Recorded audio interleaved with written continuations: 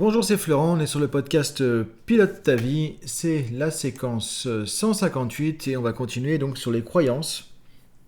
Alors je le rappelle encore, tu peux retrouver pour chaque épisode la fiche PDF sur dailypilotetavie.com et un tuto coaching chaque semaine. Donc là il y a déjà deux ou trois tutos qui sont en ligne que tu peux retrouver du coup avec chaque fois une demi-heure, 20 minutes, 40 minutes de coaching. En mode étape par étape, donc à chaque fois je te donne une petite méthodologie que tu peux suivre tranquillement pour un sujet de développement personnel précis, souvent en lien avec les podcasts de la semaine. Donc hier on a parlé des croyances, donc on a vu effectivement la notion de carte du monde, on a approfondi cette notion de carte du monde, le fait que voilà, tous nos problèmes, ils sont pas à l'extérieur, ils sont pas chez les autres, ils sont pas dans le monde, ils sont juste en nous, ils sont juste dans notre tête. Et ensuite, ils sont juste dans nos pensées, dans nos émotions, dans nos comportements, dans nos décisions. Tout ça basé sur nos propres perceptions de la réalité, sur notre carte du monde, sur notre représentation du monde, sur notre dictionnaire de la réalité. Parce qu'en tant qu'être humain, on vit dans une construction de la réalité. Point. On l'a vu hier.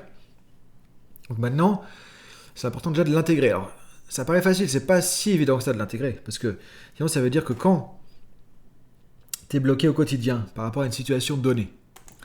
Et que la plupart du temps, t'es victime de tes croyances, ça veut dire que c'est pas intégré. Encore une fois, il n'y a pas de mal, on est tous pareils, on a tous des tonnes de croyances limitantes. Et moi aussi, même si je peux te décortiquer plein de processus de changement de croyances, tout ça, pareil, on est tous comme ça, on est humain, point, on a des croyances limitantes et on fonctionne à travers nos croyances limitantes. Alors, évidemment, pas que les croyances limitantes, aussi des croyances aidantes ou ressources, évidemment. Mais ça, comme elles sont utiles, on va pas chercher à les changer. Maintenant, ce qui est important de se dire, c'est que voilà, la carte du monde que tu as, de toute façon, elle n'est pas figée. Elle a déjà évolué, tu as déjà changé plein de fois de croyances. Tu as déjà transformé les croyances limitantes sans même t'en rendre compte. Tu en as rajouté d'autres aussi, c'est ça le problème, c'est qu'on en enlève, on en rajoute, on enlève, on en rajoute. Donc on évolue tout le temps. Et on dépasse des choses et on se remet aussi de limitations. Mais c'est ça le jeu de la vie aussi, c'est que c'est sans fin. On va passer notre temps à évoluer, à s'épanouir, à s'accomplir, à se dépasser, à se challenger, mais en même temps à se limiter encore, parfois sur d'autres choses. Mais ça, c'est important, c'est les règles du jeu. Donc ta carte du monde a déjà évolué. Maintenant, l'idée c'est de se dire, ok, vu que ça évolue naturellement quelque part, comme tout processus naturel, maintenant c'est de se dire, ok, quand j'identifie maintenant des trucs qui bloquent, est-ce que je peux pas les faire évoluer moi-même ? Et là, tu as raison de dire, voilà, changer tes croyances limitantes, tout simplement. Parce que vraiment, les problèmes ne sont pas à l'extérieur, ils sont dans ta perception du monde. Le problème, il n'est pas dans la critique, il est dans la manière de percevoir la critique. La critique en soi, comme je dis souvent, la critique, l'échec, les choses comme ça n'existe pas. Ça n'existe pas en soi, c'est des concepts. Donc, on va dire que quand la personne te dit quelque chose en particulier, toi, tu vas interpréter ça, tu vas dire, ok, ça c'est une critique. Première étape, tu vas mettre une étiquette. Là, tu construis vraiment... on est dans la construction de notre fonctionnement. Le côté construction. Donc, tu vas mettre une étiquette. Ça, c'est de la critique. Enfin, que tu as déjà mis depuis longtemps, mais tu vas la reconnaître quelque part. Donc, tu vas avoir une personne à tel comportement. Tu vas aller dans ta carte du monde et tu vas avoir une lecture de cet événement comme, ok, c'est une critique. Première étape. Maintenant, il y a une deuxième lecture qui va se faire. C'est quoi la critique ? Ça veut dire quoi une critique ? Donc, tu vois, tu vas l'étiqueter et tu vas chercher la définition. Et tout ça, c'est où ? Tout ça, c'est dans ta carte du monde. La carte n'est pas le territoire. Tout ça, c'est juste dans ta carte du monde. Et tant mieux, c'est la bonne nouvelle. C'est la bonne nouvelle. Ça veut dire que si dans ta carte du monde, et que la carte du monde peut changer, ça veut dire que tu peux le changer, ça aussi. Ça veut dire que tu peux faire évoluer tes croyances, tes pensées, etc., etc., etc. Donc, déjà, tu peux te dire, ok, c'est pas forcément une critique. Ok, il m'a dit quelque chose. Je peux prendre ça comme un conseil, comme une piste d'amélioration. Voilà. Tu peux mettre le sens que tu veux. Le mot que tu veux, l'étiquette que tu veux. Et après, tu peux changer aussi le sens de l'étiquette, tu vois. Par exemple, si tu considères que c'est encore une critique, tu peux dire, ok, maintenant, comment je vois la critique ? Comment je perçois la critique ? Et là, quand tu te poses ces questions, qu'est-ce que ça veut dire pour moi la critique ? Qu'est-ce que ça signifie pour moi la critique ?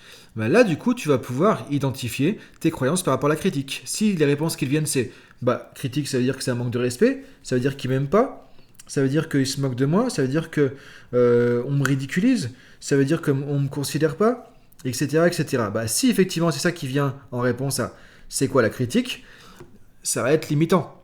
Et ça, c'est tes définitions de la critique qui sont propres à toi. Encore une fois, la carte n'est pas le territoire et chacun sa carte du monde. Ça, c'est propre à toi. Donc c'est identifier comment j'interprète l'événement. Tu vois, quel sens je donne. C'est la critique, c'est un conseil, c'est ceci, c'est cela. Donc comment tu prends le truc. Ensuite, quel sens tu vas donner à ça. Donc quelle étiquette tu mets, quel sens tu donnes à l'étiquette. Et là, du coup, tu navigues dans tes croyances. Et quand tu prends conscience de ça, tu vas te poser comme question, voilà, qu'est-ce que ça veut dire ? Et ça veut dire quoi ? Et ça veut dire quoi ? Tu vas laisser venir tout ce qui vient. Et là, tu es dans un processus d'exploration. Donc ça, c'est le questionnement pour explorer un peu les croyances limitantes qu'il y a derrière un événement, une situation, quelque chose qui va se passer que tu vas interpréter. Parce que la plupart des choses, quand même, on va réagir à des événements, on va réagir à des situations. Comme on le dit en PNL, on va réagir à des déclencheurs. Donc c'est par exemple, je reçois un mail du client qui me dit non, la vente est annulée. Bon là, je prends ça comme un échec, par exemple. Il y a un événement qui va venir, il y a 2 secondes, ça allait, et là tu as ce mail qui vient, tu le lis, tu as la mauvaise nouvelle, et tu prends ça comme un échec. Et un échec pour toi, ça veut dire que t'es nul, que t'es bon à rien, que tu aurais dû faire un autre métier, que tu devrais arrêter la vente, etc., etc. Donc là, tu déballes tout un tas de croyances limitantes qui vont s'activer, et ces croyances limitantes, elles vont faire quoi ? Elles vont t'amener des réactions émotionnelles. C'est-à-dire les pensées et les émotions qui vont venir derrière sont liées aux croyances que tu as au départ. Et donc c'est là que tu vas commencer à penser que tu es nul, que tu te vois comme quelqu'un de pas bon, que tu te vois comme un mauvais vendeur par exemple, et que tu dis que vraiment tu ferais mieux d'arrêter. Donc tu vois, il y a des pensées, il y a un délocuteur qui va venir, et tu vas avoir un sentiment de honte, sentiment de frustration, sentiment de culpabilité. Donc les émotions vont suivre aussi. Donc c'est ça qui est important de comprendre, c'est que tu vas interpréter, tu vas identifier, tu vas prendre, il y a un événement qui va se passer, tu vas l'étiqueter, tu vas donner un sens à l'étiquette. Ce sens va faire que tu vas avoir des pensées, des émotions et des comportements qui vont en découler. C'est comme ça que ça marche. Donc maintenant, effectivement, si tu prends recul sur tes croyances, que tu peux changer tes croyances, qu'est-ce qui va se passer ? Tu vas changer les pensées qui vont en découler, tu vas changer les émotions qui vont en découler, et donc tu vas changer les comportements qui vont en découler. Et là, du coup, tu vas changer complètement ta réaction. Si tu te dis par exemple, ok, la critique, non, c'est pas négatif. Ça veut pas dire que je suis nul, ça veut pas dire que je suis un bon rien, ça veut pas dire que... On enlève tout ça, ok. Et tu prends la décision de changer ça. Donc la première étape, on va le voir dans le tuto de la semaine. De toute façon, ça en détail plus dans le week-end. On va voir dans le tuto de la semaine. Donc je t'invite à vraiment aller sur dailypilotetavie.com pour avoir le tuto, parce que là, il y aura une vidéo qui va t'expliquer tout ça plus en détail. Première étape, c'est prendre du recul. C'est quoi les croyances que j'ai par rapport à ce qui se passe, par rapport à la situation qui pose un problème. Ensuite, c'est de décider de changer cette croyance. Et oui, juste ça. Enfin, pas juste ça, mais c'est essentiel de passer par ce pouvoir de la décision. On en a déjà parlé dans des podcasts précédents, de décider.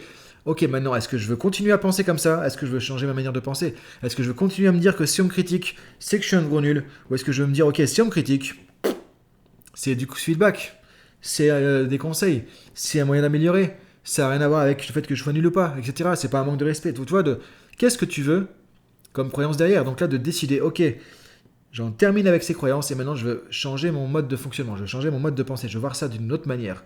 Donc tu prends cette décision de dire non au schéma de croyance actuel, de dire oui à un nouveau schéma. Et là tu vas te poser comme question, ok, si la critique voulait dire quelque chose de plus utile, de plus intéressant pour moi, ça pourrait être quoi ? Tout simplement, tu vois, tu vas poser des questions comme si la critique pouvait être plus utile, plus judicieuse, ça pourrait vouloir dire quoi ? Ça pourrait être quoi ? Et là, tu vas te dire, par exemple, ça pourrait vouloir dire que si la personne me critique, c'est qu'elle fait attention à ce que je fais au moins, sinon elle ne prendra pas le temps de me critiquer.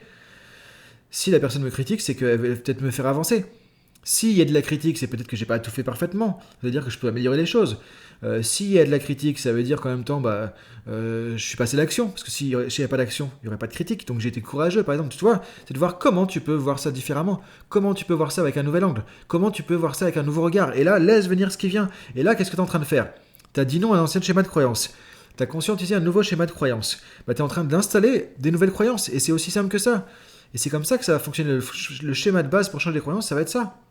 Maintenant, ce que tu vas faire pour l'ancrer, ça va être de t'imaginer aller dans ta vie, dans ton quotidien, avec cette nouvelle croyance. En disant, ok, maintenant je me visualise, je m'imagine retourner au bureau quand la personne me critique, mais sachant que maintenant, pour moi, la critique, ça veut dire que bon, il veut m'aider, que peut-être qu'il est énervé, qu'il n'y a rien contre moi, que c'est juste un moyen de progresser. Et là, imagine comment se passerait la situation si elle se passait là maintenant, avec ça en tête. Ça changerait quoi ? Comment tu serais tes pensées ? Comment seraient tes émotions ? Comment seraient tes comportements ? Et là, tu déroules le film dans ta tête. Tu l'imagines, tu visualises, tu fais de la préparation mentale. Exactement. Tu fais de la préparation mentale comme les sportifs de haut niveau. Et tu utilises le pouvoir de la visualisation, parce que la visualisation est créatrice. Tu visualises ça, ça va influencer ton cerveau, ça va influencer tes émotions, ça va dire à ton cerveau, mais c'est possible. Le cerveau fait très peu la distinction entre ce qu'il imagine et ce qu'il perçoit de manière réelle, factuelle. Donc du coup, c'est pour ça que la visualisation est aussi puissante. Donc tu vois le process, il y a un événement, il y a un truc qui va pas, tu regardes quelle étiquette tu mets dessus. Quelles sont les croyances qu'il y a derrière? Qu'est-ce que veulent dire ces étiquettes dans ton dictionnaire de la réalité? Ensuite, tu décides de ok, ça j'en veux plus. C'est pas bon pour moi, je vais passer à autre chose. Maintenant, passer à quoi? Tiens, et s'il y avait un sens plus positif? S'il y avait un sens plus constructif? Si ça veut dire quelque chose de différent, de plus utile pour moi, ça serait quoi? Tu laisses venir les réponses. Et après, tu t'imagines en situation, tu te visualises avec ce nouveau comportement que tu vas pouvoir générer grâce à ce nouvel état d'esprit. Et là, tu vas voir ça et maintenant, tu vas sentir ça différemment, tu vas pouvoir aller dans l'action et commencer à changer. C'est aussi simple que ça. Alors c'est plus facile quand tu as un coach qui te guide étape par étape, qui prend du temps, qui t'aide à visualiser, etc. etc. Évidemment. Mais juste avec ça, déjà, tu peux commencer à faire évoluer les choses et parce que tu as un process, tu sais comment avancer. Et alors je te reprendrai ça dans tous les cas dans le tuto de la fin de semaine, plus en détail. Mais en tout cas, tu peux déjà t'amuser à regarder comment ça se passe, comment ça change les choses déjà pour toi. Et là, tu commences à travailler sur tes croyances. Et quand on change des croyances, le monde va changer. Que ton monde, il se passe dans ton monde intérieur et non pas dans le monde extérieur. Donc tu vas changer ton regard sur le monde. Et il y a des choses qui vont évoluer juste à faire ça. Donc je t'invite à réfléchir maintenant. Ok, action tout de suite là. Quelle situation tu peux prendre pour faire cet exercice et commencer à changer ton regard, changer tes croyances? On se retrouve demain pour la suite. Bonne journée à toi et bonne mise en pratique surtout. Reste pas dans la philosophie, va dans la philosophie de l'action. Et je te dis à demain, salut!